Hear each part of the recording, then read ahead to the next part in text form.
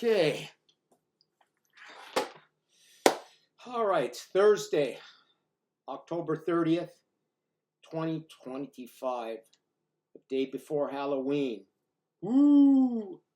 All right. Unbutton this thing. All right. Today's video topic is fighting, martial arts. All right. And some odds and ends and some chit chat. So here's what I want to say about this fighting and martial arts and all of the martial arts, jiu-jitsu, Muay Thai, boxing, all the fighting arts.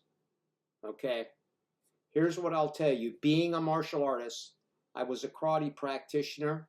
I taught karate. Okay, as a child, I was a boxer. Okay, in school, I was a wrestler. So I did pretty much all of it. And then we did something in my neighborhood as a kid back when I was growing up. It was kind of radical. And I'm not going to go too into it, but we would have the neighbor kids come to the garage. We had a big garage back then, and we would shut the thing down on Friday and Saturday nights, and we would beat the living shit out of each other, you know, with 8-ounce gloves. Seriously, I'm dead serious. And many of times, the guys got pretty effed up, and they had to go to the hospital. And that's what we did. We were kind of hardcore. So here's my perspective, because T just did a video, and there was a lot of reaction to it, and I wanted to make my reaction to it and my 2 cents, because I am and was a fighter, and I have dabbled in karate for a long time and boxing. So here's what I'm going to tell you. The saying is that brute strength will always be taken by a technical person, and a technical person will always be outpowered by a person with intellect. So in other words, brute force is the bottom of the barrel. Second is the technician, technical training. It would mean boxing or some type of martial arts will always overpower brute strength, and intellect will overpower both of them. And I'll get into that, what I mean by that, in just a little bit. But here's what I'm going to tell you, all right? And all these sports, whether it be boxing, Muay Thai, whatever it may be, wrestling, it's not real fighting. I hate to disappoint it. It's not real. And the reason it's not real is because there are rules, all right? In real fighting, there are no rules. In real fighting, there's no referees. There's no one there to stop the fight. There's no one there if you get seriously injured from other people joining in. If there's 2 or 3 people, you're basically finished, all right? There's no, in real life fighting, it also is not, it's static. What I mean by that, it's not a bunch of different moves and it's ever changing. Fighting is not static. It's changing every millionth of a second. Things can go one way and they can go the other way. Hold on, let me turn this heater off. There we go. So things are always going to be changing. They're not going to be from one second to the next. So I hate to break it to you, but fighting arts aren't real fighting. They're simulations. And there's no ethical, they would never have fights to the death because of ethical reasons, of course, unless you lived in the Roman Empire and you were Caesar and you watched gladiators fight for entertainment. Then possibly at that time they would see, you know, that's real fighting. In real fighting, you use whatever's at hand. A telephone, a baseball bat, a golf club, hot coffee. You get the idea. Whatever it may be, that's real fighting. And real fighting is deadly. It can be deadly in the end. So when we get right down to it, when we practice a martial arts, we're practicing a simulation to try to help us be prepared for a real situation. Now, it is true that a person highly trained will be able to, more than likely, be able to take an individual that's not highly trained, all right? Just because that person has had a lot of experience wrestling around on the ground, or, you know, doing judo or throwing people through the air, or karate or punching or boxing. That is true. But at the end of the day, real fighting is too unpredictable. You see what I'm saying? So just because someone has skill doesn't mean it's going to necessarily go his way.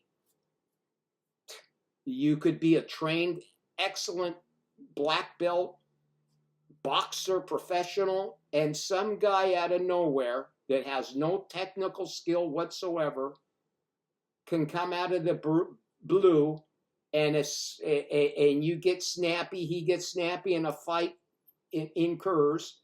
He could kick that guy's ass by sheer luck. That guy could have an off day. He could have slipped on a banana peel. He goes down. The other guy takes advantage of the situation and fucks him up. That's the reality. So keep things in perspective. Just because you're trained in a martial arts does not mean you're invincible. All right? I am trained in a martial arts, and I consider myself pretty good. This is why you see me practicing on the bag, hitting the Miyako board, and, you know, getting my fists strong. Of course, that's training. But in reality, it's not fighting. It's just training to keep your body tuned and solid. All right. Now you kind of get where I'm coming from. There are no rules. And then I will say this.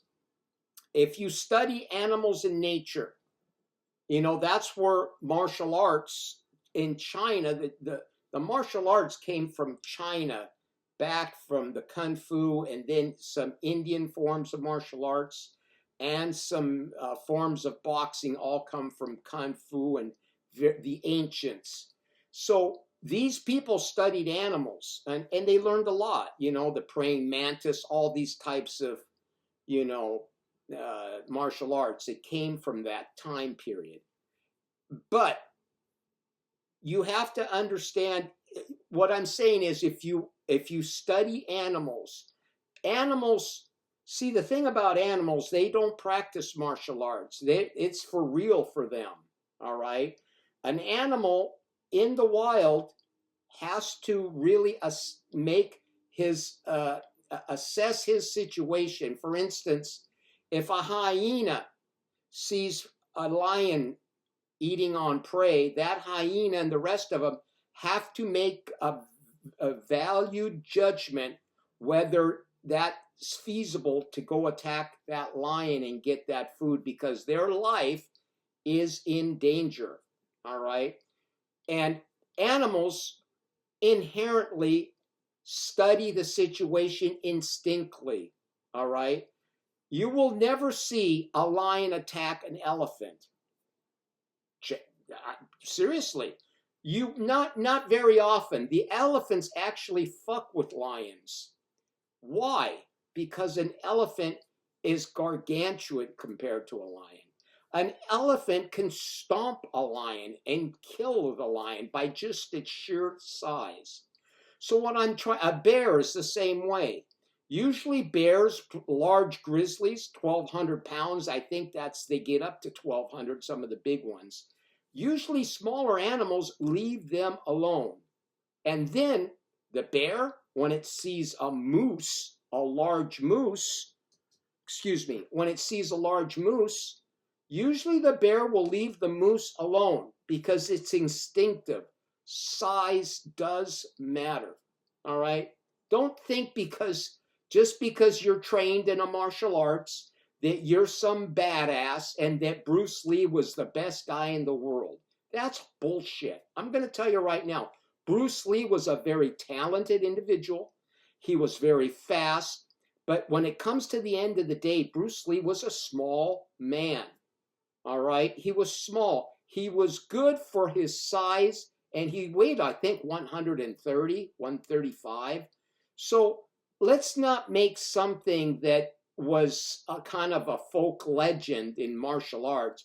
Let's not make him out more than he actually was. This is what I have. I'm a realist. You have to be real in the real world. So what I'm saying is size and sheer gigantic size does matter. All right. I'm 5'9.5".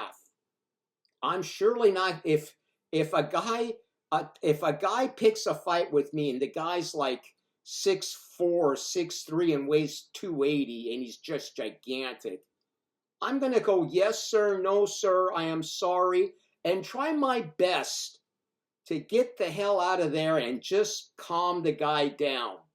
Now, what does that mean? You know what that means? That's intellect. That's using common sense. And I will tell you a story about intellect in just a little bit to kind of round this whole thing out on what I'm talking about. So humble yourself, swallow your pride, and tell that large gentleman that that you guys got in a spat. Tell, I'm sorry, sir. Respect the size. That doesn't mean that smaller people should be bullied and pushed around. Obviously, if this large person keeps it up, I'm going to have to either, if he attacks me, I'm going to have to either attack or run. But that's further down the road. The first thing you want to do is try to de-escalate. Always, at any point in time, is de-escalate all situations. So, size does matter, all right? So does that mean you shouldn't practice martial arts and they're worthless and blah, blah, blah? Absolutely not. Martial arts is a beautiful practice. I love karate because of the katas. It's like a beautiful dance. And people that do karate, like myself, we are quicker and faster than the average person, the same as boxers. We train and we got much more speed than a person that doesn't train. We know how to place punches.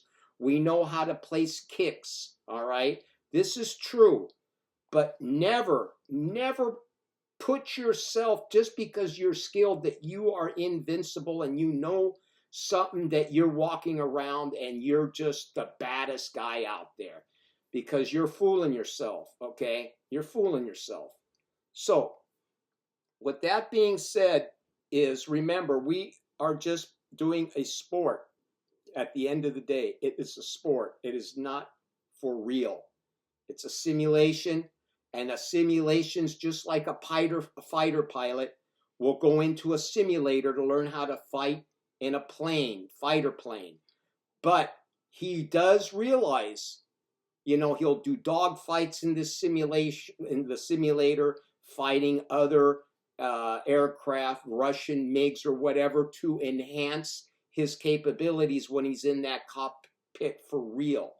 But don't think for a second that when he gets out of that simulator, he does understand that it was, at the end of the day, a simulation. So remember that, all right? So that's that for that.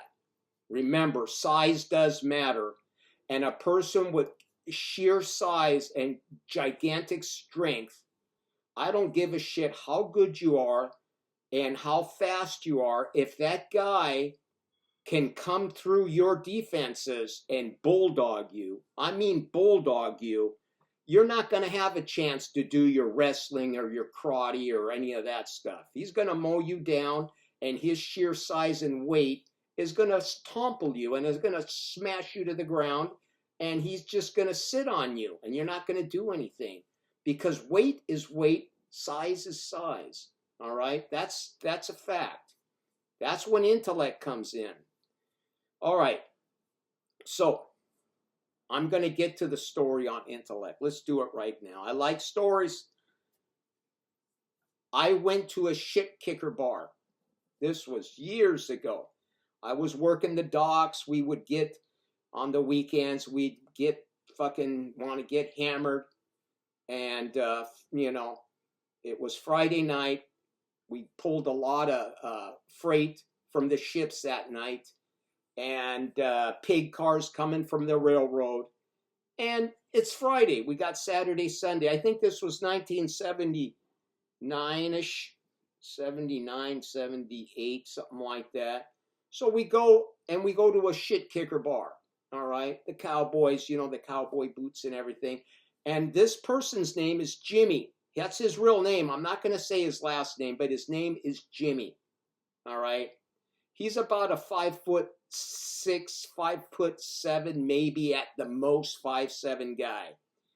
And he likes, when he used to drink, he had this complex. I don't know what it is, but I don't know if it's because he's smaller. He would just get drunk and he would go and pick fights with the biggest shit kickers out there. All right. And he would get his ass beat. I don't know if it was a manlet complex. I don't know. But I was with him one night and we were drinking. We were having a good time. And I'm not kidding you. This guy comes in. He's got the big cowboy hat. He's got the belt buckle. This guy's probably 6'3", 6'4". And I'm 280. And he looks like a farm boy. This guy's not just a big fat guy. This guy's a farm boy. You can tell he's got that look of just, he probably works on a farm. And he's baling hay. So what's Jimmy do? We're sitting there and I go, Jimmy, don't leave this. Oh, that guy, he thinks he's such a badass. Look at him. I'll fuck him up, you know, and this and that. I go, Jimmy, just shut the fuck up. You know, I'm getting pissed off now. So what do? I turn my head for a second and I'm talking to this good looking gal here. I'm trying to pick up. And what's he do? He goes over there and he starts mouthing off at this guy. This guy turns his head like this and looks at him like, you know, like a little dog yipping at a big fucking, what do you call it? A pit bull or something. You got a little chihuahua. And the guy goes like this and he turns back and just starts talking to his friend. And just Jimmy's just going on and on and on. And I'm telling you, this guy, it's starting to piss him off, you know. This guy's getting pissed.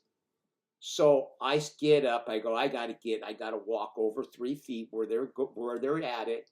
This guy, at the end, just before I was there, he picks Jimmy up. I'm not kidding you, by the fucking, he had Levi coat on, those old Levi's back then. We wore those. Picked him up by the Levi coat and threw him up against the wall, and he's getting ready to hammer him. I mean, hammer him with a fucking fist. So I go to the guy, please. I go, please. He just lost his father tonight and he's been drinking really heavy. His dad died this afternoon. He's been getting hammered ever since, which was a complete bullshit lie. All right. It was. The guy kind of looked at me and he says, oh, all right. Goes, oh, okay. But you better, I don't care if his dad died or not, you better teach him some manners. I'll take it for now. I'll let him go because that is tough. So the guy, I got his feelings involved.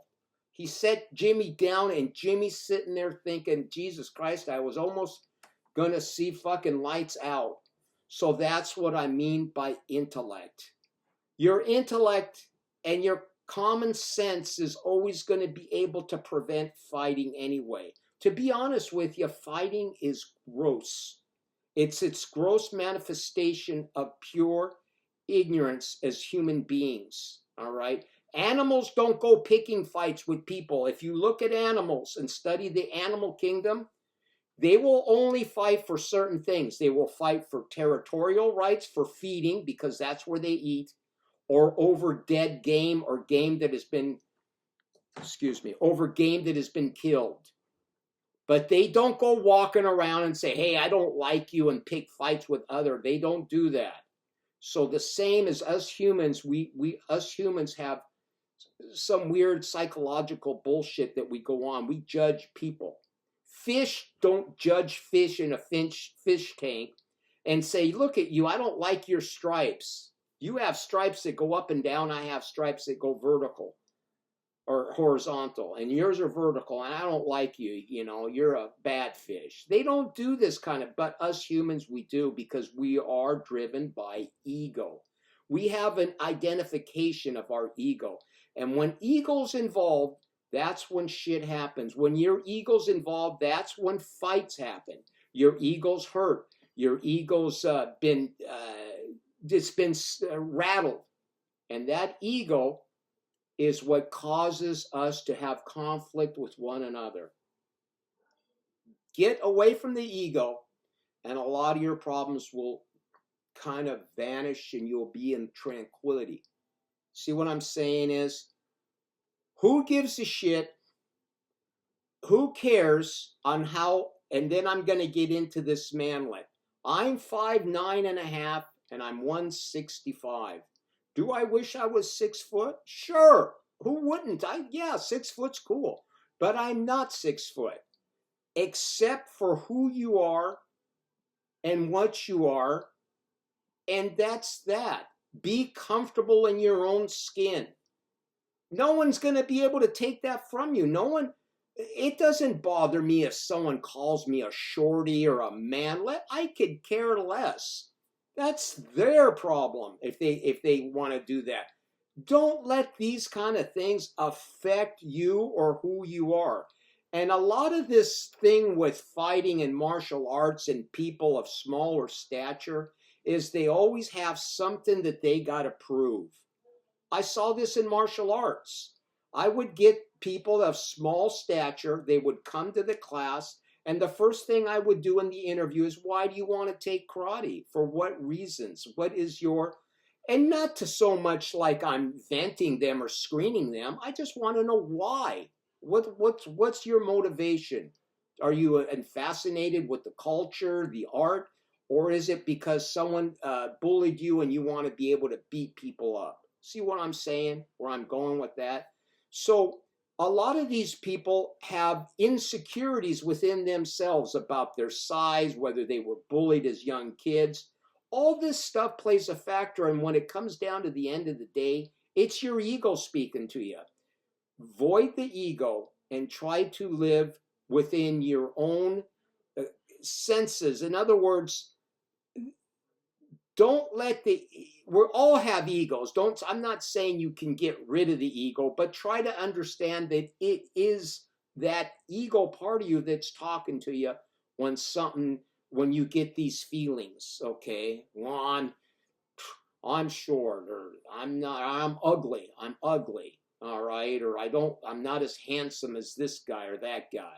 Get that out of your head. Who gives a shit? Be comfortable in your own skin. All right. Be who you are, the way you were born. Someone doesn't like it, that's their problem. Let them deal with it, all right? And if they are arrogant and they conceited and stuck up, so what? Why should that bother you? Who cares what other people are like? Care about what you're like, and then you will move forward into, how would I say, in a zone where nothing will bother you and affect you, all right? I just don't like this whole thing when you see these people. I was reading some of the comments, and they go, oh, this guy made a comment after T's video there, and I was reading down, and he says, oh, if he would have been, you'll get your ass kicked if you practice karate or taekwondo, but not if you Muay Thai or something.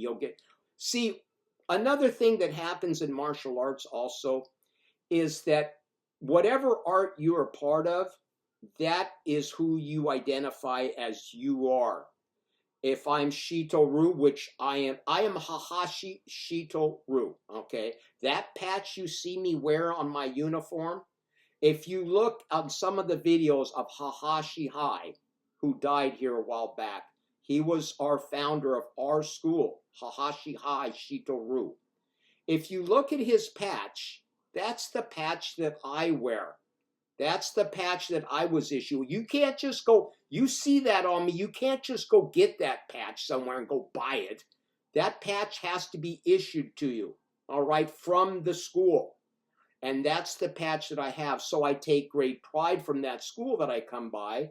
And then when I see a Shotokan or a Shiran-ryu or other schools of the same Japanese martial arts, we kind of say to ourselves, oh, Shito-ryu is the best, you know.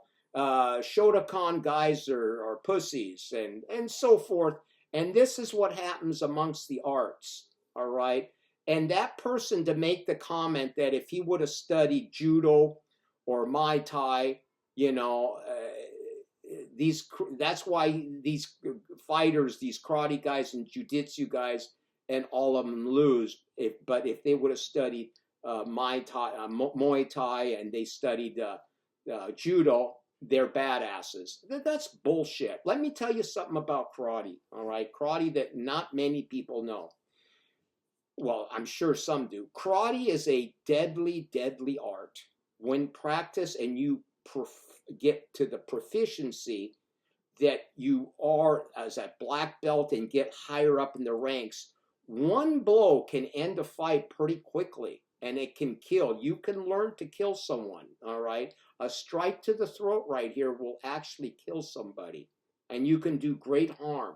That's why when we punch right here to the solar plex, because you can knock someone out without doing any harm at all. It just puts them out for a minute or two and giving you the ability to go, leave the situation. And it does no harm. But there are moves that do very much harm. And here's the thing. I would never, ever use, I will tell you this, I have never used my martial arts in the street or in anywhere in my entire life. I have boxed, all right, and I have gotten in fights in certain situations, but I've never used my karate, all right? I've always used my head, I've used my boxing, all right, to end things quickly when I was not able to end it with calm, rational de-escalation.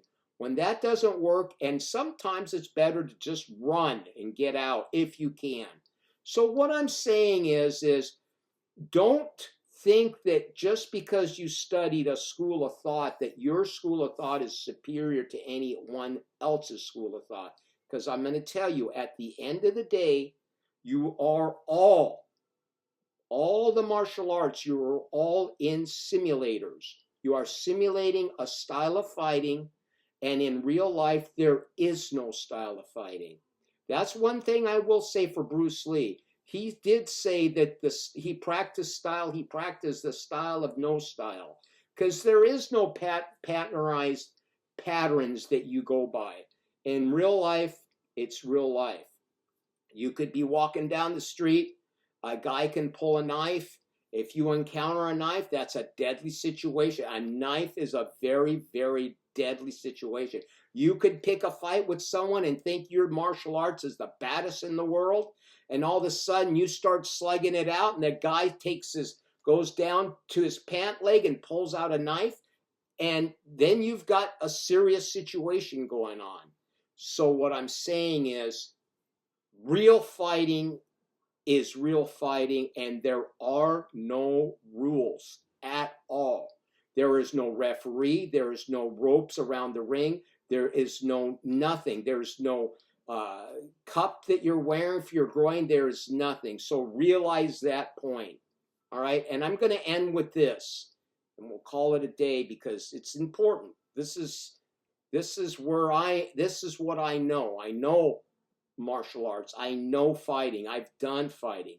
I will say this. As far as my preference, and Bruce Lee said this also, a highly skilled boxer, all right? Highly skilled boxer that has boxed and knows his hand coordination and knows how to use his hips and all his energy is hard to beat. All right, is hard to beat. Even he can come up against many types of people because they have the ability to throw punches that will just break your jaw and just knock you out cold. All right, and those are dangerous people, and there are some out there. So boxing in itself is a incredible art to learn, and I practice boxing. If you watch me in my videos, I do very, very little kicking. All right, and it was taught to me by my sensei in my school in Shito-ryu Hahashi Hai. We do kick. Sure we do.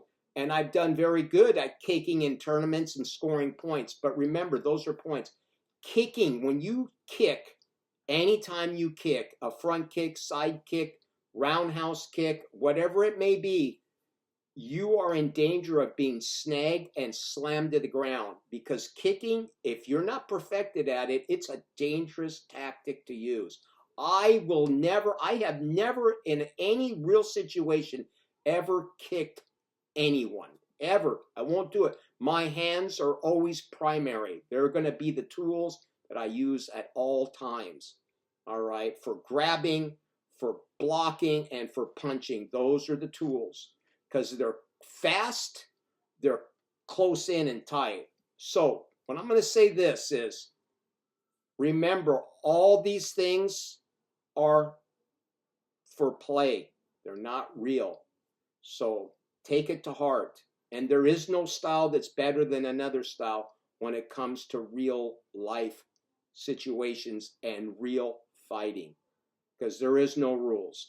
Now, when you come to the arts and you fight, yes, a style against another style, there may be differences and maybe one is superior to the other. I agree, because you have referees and they can break you up, and one might be better than the other, of course. But in real life, there is no better martial arts. In real life, I'll tell you what can happen. Watch.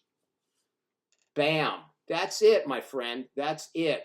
So realize that, and realize who you're dealing with out there, and don't have such a big ego to think that you're the baddest ass in the world. And I'll end this. Boom. Who gives a shit how tall you are? Who gives a shit how fat you are? Who gives a shit how strong and how much weight you can lift, and etc., etc. And who cares how fucking arrogant anybody is out there? You want to know who's an arrogant son of a bitch? And I'm just gonna Jason Blaha is an arrogant son of a bitch. I don't know why the arrogance, but it must be ego. And I'm not saying this to down him, but listen to how he talks. Listen how he references himself. Just that's all you got to do. And there's many like him. There's many Blahas. It's just not him. But you know what? Take him with a grain of salt. You do what you do, and you do it at your best. You train your best. You try to eat at your best and be the best you can be. All right? All right. I'm going to make a video. I'm going to end this right now. I'm going to make a video on, it'll be on a martial arts video. It's going to be on being pliable. All right. You'll find it interesting. I know I said that in the other video, but that's all I have for today. I just wanted to get my 2 cents worth in. Resistance training the day before Halloween. All right. Go out and spook somebody and get some candy. Ciao.